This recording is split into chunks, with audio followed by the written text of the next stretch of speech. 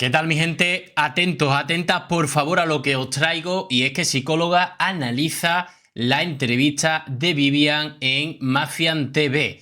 Y no solamente a esta entrevista, que también hemos visto todos, sino también a un podcast que hemos estado la semana pasada también reaccionando, que era muy, pero que muy interesante, que ya lo reaccionamos por parte, por fragmento. Creo que estuvo bastante interesante, que nos dio incluso al menos para darle al coco y pensar qué pudo pasar aquí, allí, esto no es imposible, esto es posible, qué pudo pasar. Y ahora sí, mi gente, vamos con la psicóloga, creo que de España, por el habla que tiene, ¿no? Y creo que es de mi pueblo, iba a decir, de mi país, de España, Gemma Albarracín, por si queréis seguirla, ¿vale?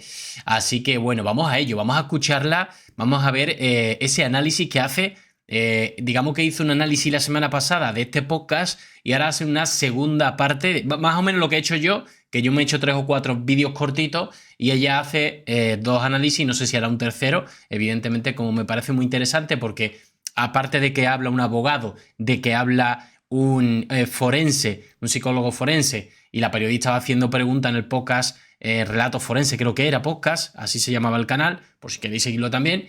Y bueno, me parece que una psicóloga pueda analizar desde fuera lo ya analizado, me parece súper interesante, ¿no? Al final me gusta rodearme de expertos que son los que saben, y digamos que yo puedo tener un sexto sentido para 2 o 3 cositas, pero claro, no soy psicólogo, son ellos los que saben más. Así que bueno, vamos a analizarlo. Después de analizar el vídeo del canal Relatos Forenses Podcast, creíamos haber entendido algo del crimen de Valeria Márquez. Te recomiendo el vídeo hace, creo que son 5 días que lo subí. Pero ahora, con la entrevista al periodista Romin Bolsinger, experto en crimen organizado y autor del documental Narco Circus, las piezas vuelven a moverse. La entrevista que hizo Mafian hace unas horas. Lo que vas a ver hoy puede romper con todo lo que pensabas, porque según Romin, esto no tiene la firma del narco, como ya hemos dicho y habéis dicho en muchísimos comentarios. No hay ejecución ejemplar, no hay mensaje público, no hay propaganda, solo un crimen a medias, silencioso, lleno de interrogantes, de inconsistencias, de incoherencias en la narrativa y con una sombra que apunta. Incoherencia, me imagino que se está refiriendo, por ejemplo, incluso como el sicario, digamos que los sicarios, la forma habitual de desvivir a una persona es dar el golpe de gracia directamente, a no ser que te pille muy lejos, que primero vaya al torso y luego a la cabeza. En este caso, estando relativamente cerca o bastante cerca, lo hace al revés, primero al torso y luego a la cabeza, ¿no? Por poneros o situaros un poquito en las incoherencias del caso, ¿no? Apunta a otra dirección. Y si Romin tiene razón, entonces estamos mirando en el lugar equivocado. Este vídeo continúa lo que empezamos en el anterior. Si aún no lo has visto, te lo dejo enlazado ahí arriba. Cuando Romin Bolsinger habla, no lo hace. Yo tampoco sabía lo que era el copy Pasamos el trading. anuncio y continuamos con este análisis de Gemma Albarracín. Cualquiera. Este periodista francés ha estado dentro del cártel de Sinaloa, del CJNG, de la DEA, de la matriz misma del narco internacional. No es un tertuliano ni un youtuber sensacionalista, es alguien que ha arriesgado su vida literalmente para comprender los códigos internos del crimen organizado. Y si él dice que el de Valeria Márquez no tiene la firma del narco, hay que escucharlo con atención. Pero la pregunta es, ¿por qué habla ahora? ¿Por qué acepta esta entrevista con Mafian TV justo cuando crece la presión social por respuestas? Y hemos visto intervenir a Estados Unidos, etcétera, etcétera. Además, os digo una cosa, porque una entrevista cuando ella perfectamente podía salir, como hizo creo que el primero o el segundo día, ¿no? Por la presión, y dijo, no, yo no he sido, ¿qué estáis hablando? ¿Por qué no ha salido más tranquila y poco a poco en sus redes sociales, cosas que ha privatizado, no entiendo por qué? Bueno, lo entiendo y no lo entiendo, me refiero. Una persona que se dedica a eso no los puede privatizar. Claro, es para personas como yo no aceptarme, porque, en fin, yo creo que empatizaría más con ella si me aceptara la solicitud y pudiera seguirla, verla, su día a día, y a lo mejor empatizaría con ella. El problema es que ella sabe que algo ha tenido que hacer, porque el hecho de que yo, que he sido muy crítico con ella, no me acepte, es porque algo raro quiere ocultar, ¿no? Partiendo desde esa base, para mí es algo raro, ¿no? Podía convencerme con sus reels, sus historias, sus publicaciones, de decir, oye, pues mira, a lo mejor la chica no ha sido, estoy aquí diciendo que ha estado involucrada, ¿no? En fin. La respuesta es clara, porque hay cosas que los medios no están contando, porque la versión oficial empieza a hacer agua como vosotros bien decís en los comentarios, y porque alguien como Romin no se expone si no tiene algo serio que decir, aunque lo diga entre líneas. Desde el punto de vista psicológico, aquí se activa un fenómeno muy interesante, el desplazamiento de la autoridad moral. La gente ya no cree en la fiscalía, ni en los gobernadores, ni en los comunicados oficiales. Confía más en un periodista extranjero, exiliado de facto por seguridad, que en sus propias instituciones, y eso es demoledor. Bolzinger encarna lo que podríamos llamar la figura del testigo legítimo. Es el que viene de fuera, sin intereses cruzados, sin miedo a los cárteles, ni vínculos políticos, y por eso su voz adquiere peso, incluso cuando no lo dice todo. Precisamente ahí está el detalle. Cuando alguien como él insinúa sin afirmar, es cuando más debes escuchar. ¿Qué sabe? La pregunta Bolzinger, que no puede decir abiertamente. ¿Por qué esa prudencia, ¿no?, que solo tienen quienes han tocado fondo en la verdad? ¿Y por qué nos advierte casi con un susurro que lo de Valeria no encaja con nada de lo que él haya visto antes? Este primer apartado no nos da respuestas, pero nos cambia la pregunta.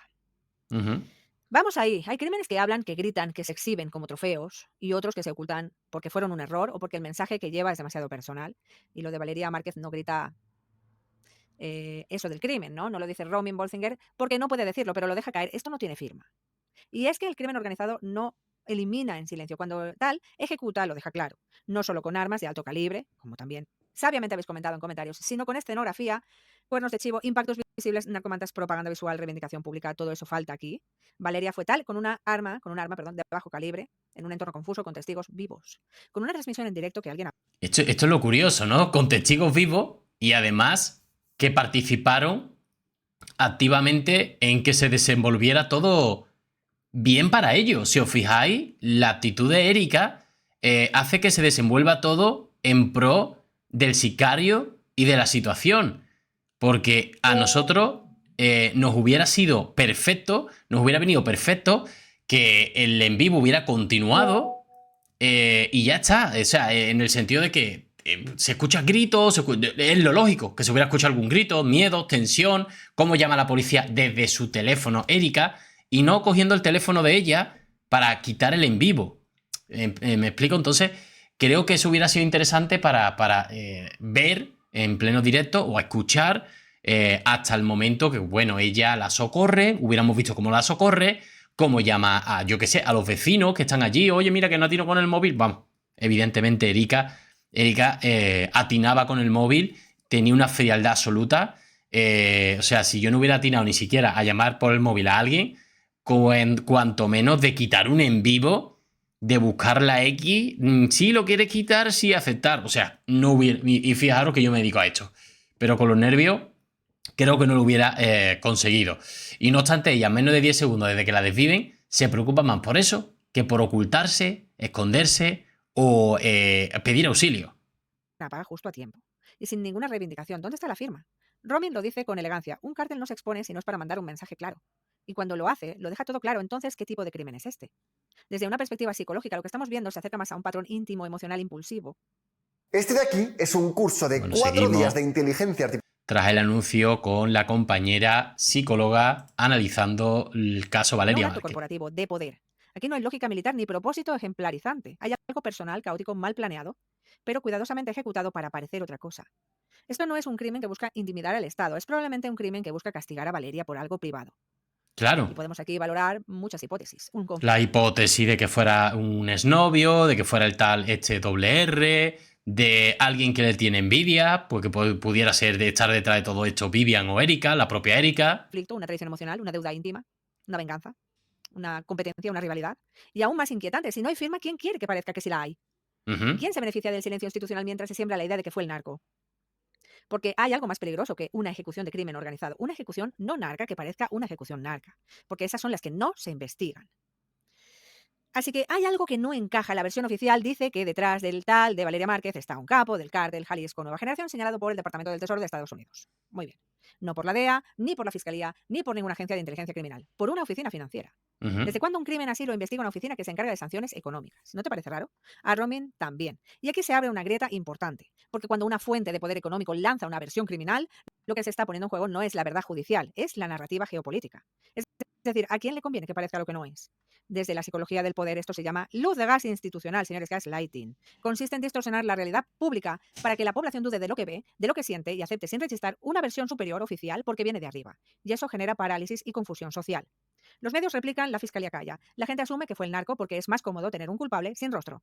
Pero como bien plantea Romin, lo que no se dice también se comunica. No hay rueda de prensa, no hay informe pericial, no hay imputados y no hay verdad. Listo. Entonces la gran pregunta ya no es solo quién a Valeria, sino quién está usando su para manipularnos. Porque en el fondo el silencio institucional no es una omisión, es una estrategia. Y cuando el poder cae... A ver, yo entiendo que la Fiscalía de Jalisco como estrategia calle y parezca que no está avanzando y luego avance y no dé pista a las personas que puedan estar involucradas. Eso siempre lo he dicho y lo he entendido. De hecho, estuve muy pesado diciendo las 2-3 primeras semanas, dejen trabajar. No es lógico que todos los días vayan a dar información porque no interesa dar información. Dejen trabajar. Ahora bien, pasado un mes, hombre, yo creo que el hecho de no saber hace de que creo que lo tengan muy, muy atrasado todo, ¿eh? Calla, es porque se está protegiendo algo más grande que la víctima. Hay una imagen... Sí, se está hablando de que también a la familia de Valeria Márquez la estarían coaccionando, amenazando y demás. Complicado, claro. Y diré, bueno, ¿y por qué no se muda? A ver, cada uno tiene su trabajo, está difícil la vida como para que cada uno tiene su vida, su trabajo, sus amistades allí, sus raíces, como para movilizar a 20, 30 familiares, por decir algo, ¿no? Contar de cobrarse el silencio o no sé. Está la situación complicada, que ¿eh? todavía no se ha analizado lo suficiente. Es la escena final. Cuando todo ha ocurrido, cuando Valeria ya estaba tendida, y entonces alguien se acerca y apaga el en vivo. Y lo habéis dicho muchas veces. No es un detalle menor, no hay una reacción de pánico, es un acto consciente. Y sí hubo tiempo para apagar el consciente y no de bloqueo, como decía la abogada, que me pareció que tendría que haber buscado una coartada más fiable precisamente con una psicóloga o un psicólogo, porque realmente si tú estás en shock, tú no eres capaz de atinar ni siquiera con abrir y cerrar una puerta. O sea, en el momento que tú estás en shock, estás paralizado, bloqueado. Y ella, en menos de 10 segundos desde que desviven a alguien, está como, vamos, pero os digo una cosa, incluso aunque estuviera metida en la organización, esa frialdad para mí no es normal, incluso aunque lo sepa. Porque una cosa es saber lo que va a pasar y otra cosa es que cuando ya lo tienes encima, ocurre y dices, wow, sí, sabía que iba a pasar, pero te bloquea. Es que incluso sabiéndolo, si lo supiera, que no sé si es el caso, lo estoy poniendo como ejemplo, incluso si supiera que esto iba a suceder, qué frialdad tan absoluta de una mujer que ha sido, entre comillas, ¿no? Aparte de tu jefa, podríamos decir, ¿no? Tu amiga la han decidido delante tuya y no siente compasión, ni ayuda, ni auxilio, nada. Directo, hubo tiempo para pensar. Romin Bolsinger lo sugiere con claridad. La persona que apagó el live tiene información clave. Ella sabe más de lo que parece. Estaba ahí en ese momento. Y añade algo aún más fuerte. Esa persona debe ser investigada. Desde el punto de vista psicológico, este acto nos enfrenta a una figura incómoda, el testigo funcional. No es el autor, no es un cómplice declarado, pero su presencia, su reacción y su silencio lo convierten en un eslabón esencial. El testigo funcional no denuncia, no actúa, pero sabe. Y en el crimen contemporáneo a veces ese testigo es más decisivo que el propio ejecutor.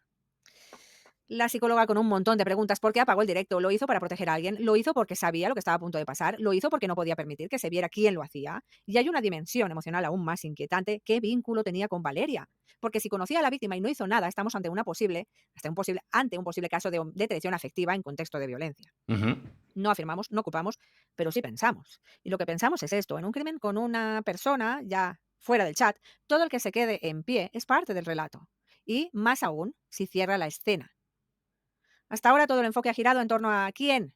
A Valeria Márquez. Si fue el narco, si fue una mujer, si fue por encargo, si fue... Pero hay una pregunta más incómoda, más íntima y mucho más peligrosa. ¿Y si todo esto fue un mensaje dirigido, pero no a la sociedad, sino a una persona concreta?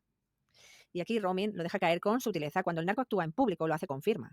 Cuando lo hace sin firma, hay un mensaje oculto y muy personal. Eso cambia el marco por completo. Ya no hablamos de una ejecución para sembrar miedo en el Estado ni para marcar territorio.